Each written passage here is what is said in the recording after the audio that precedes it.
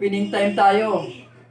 Dito sa part ng 115 versus 214. Part 16.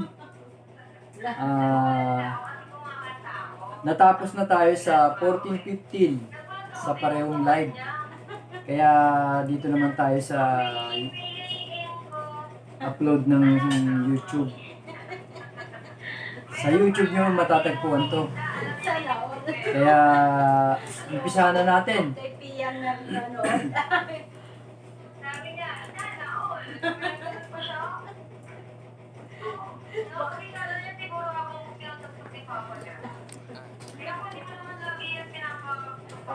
Tinuruan ni Mervin. Nag-115 ako. 214 siya. 6-1. 116, 116, 16-13. Kumain ako ng 16-2. Kumain siya ng 7-15. 5-15 ang kain ko. 3-13 siya. 3-14 ako. 5-1 siya. 9-5 ako. 116 siya. 15-15 ako. 8-3 siya. 5-1 ako. Oy, bombero. 11-6 siya. 10-6 ako. Dito, tina-timing talaga natin ang perfect yung tira kasi parehas natin sila nilalagay sa tamang tira. Kung hindi, bakit 10-6 ba itinira ko? Kasi kung nag-115 ako dyan, malalagay ako sa alanganin. Pag inatrasan agad ako ng 7-2. Kaya ang tamang tira dito, 10-6. Yung makakalimutan, hindi yan pareho ng 115 at bago siya maka-atras tsaka katitira ng 10-6. Hindi yan pareho mga kadama. Kaya pinapakita natin dito yung perfect move na talagang yun ang eksakto pupuntahan. Pag umatras siya dito ng mas maaga, makakabuhelo naman tayo. Kaya yan ang perfect timing natin. Dito, titira siya ng 6-2. Titira tayo ng 115. Magto-214 siya. Magsi-6-1 tayo. Yan. Puro like to araw-araw. Magna 9-5 siya. Susubukan ko siya ng 7-3. Kakain siya ng 13-7. Kakain ako ng 11-3. Sa part 15, sinayang niya. Lagi nasisira. Yan. Ano ba Ngayon, dito sa part 16, umatras siya ng maaga. 7-2. Meron talagang tirahan na ganito, mga kadama. Kakain tayo ng 15-7. Kakain siya ng 3-11. Kakain tayo ng 15-3. Kakain siya ng 13-7. Diyan sa part na yan, obligado sayangin na natin yan. 3-13. Ano ba yun? Tatakip lang siya ng 5-1. Natatanggal? Ano ba yun? Pagkatapos niya tumira ng 5-1, titira lang tayo ng 8-2. Titira siya ng 7-2. Titira tayo ng 4-16. 11-7 siya, bookline pa rin yan. 16-13 tayo. Ito, 2-14. Dito mga kadama, gawi-gawi, sinasayang. Kaya lumalakas yung puwersa ng itim. Diyan sa part na yan, hindi na natin kailangan sayangin. Aatrasan natin siya ng maaga. 2-15. Sa makatuwid, ito yung kakain niya. 14-2. Kakain tayo ng balik. Titira na naman siya ng 7-2. Titira lang tayo ng 1-16. Bakit? Ngayon, choices niya na kung anong ititira niya. Kapag tumira siya ng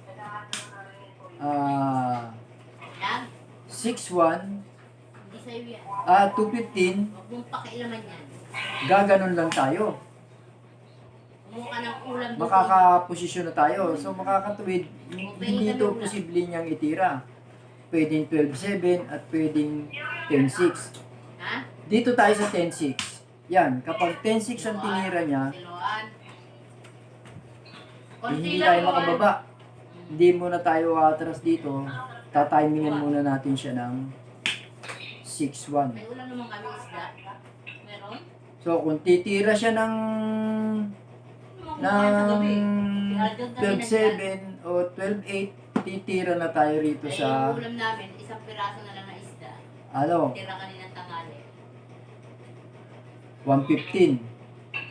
Ngayon, posibleng ito ang ititira niya. Yan. Pag tumira siya ng 14-15, ito ang ititira natin. Ha, mga kadama.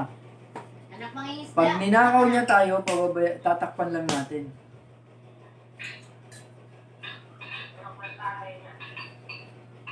Pumunta man siya rito, okay lang yun. Meron man naman tayong tirang 13-3. Saan? Diyan sa posisyon na yan, malaki na ang lamang natin, mga kadama. Magbigay man siya ng padibal din niya man yan, Ganun pa rin. ay siguradong lamang na tayo. Wala. Mainit yan naman. Kung dito naman siya, sisipain natin siya, kaya posibleng ahead na talaga tayo rito. Ibabalik ko lang ha. Ayan.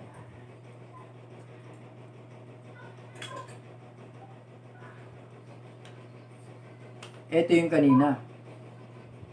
Kaya tayo nakaposisyon dito dahil ito ang itinira niya. Kung halimbawa nag 12-7. Anak mga isda. Yan.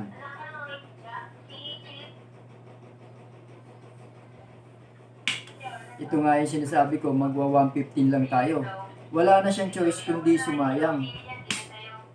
Yan. Pag sayang niya, Tambutsog. O, mukha ng baboy. Ay, walang pampers. Ano ba yan?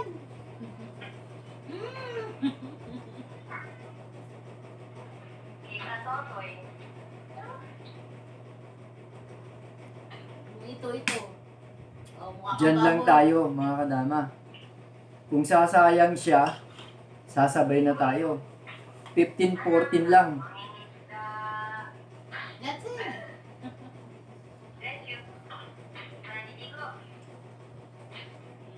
Umatras siya, hindi pwede.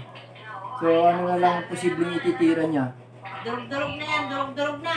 Ito na lang. Yan, pagka itinira niya yan,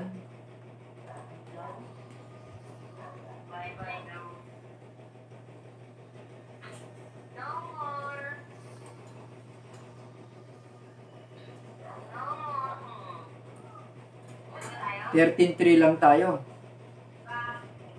Tsaka siya sasayang ngayon ng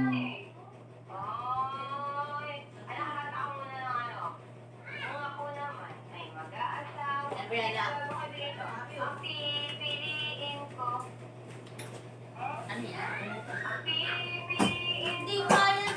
Ang kulit na itong batong ito. Kasing kita eh. Kumain ka na ng hapunan dun. yan, tatakip lang tayo ng 12.8. Pagka tinira niya to, Hindi yung kusina? Ano ba yan? kasi wala namang ibang tira, aatras lang muna tayo. Ayan.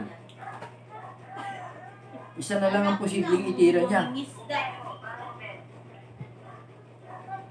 Ito na lang, 6-2 na lang. Pag 6-2, 3-8 na tayo.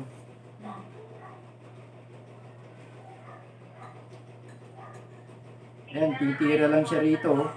Kakain na lang kayo ng kanin. Sasayang na tayo. Ano sabi?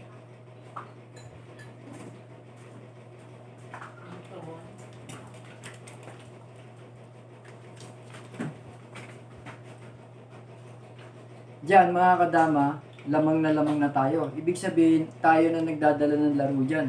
Ano pang posible niyang pwedeng itira? Kung gaganon siya, kakain tayo sagad dito, dalawa.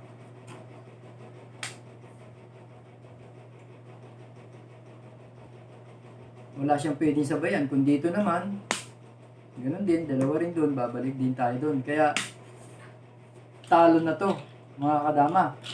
Kaya dito sa variation na to, pag umikot ang tirahan, sigurado, kung hindi man siya matalo, siya na yung maghahabol sa tabla. Kaya, mga kadama, ito na yung part 16 ng labanan ng 115 versus 214, part 16, chapter 3. Kaya sa muli mga kadama, nakapag-ambag na naman tayo ng isang variation na talagang paglalabanan sa larangan ng laro. Talagang may tumitira ng ganun. Kaya huwag niyong kakaligtaan na subaybayan yun at para ma-perfect nyo rin kung saan talaga dapat dumaan. Sigurado na naman ang victory natin. O sige mga kadama, sa susunod muli. See you soon.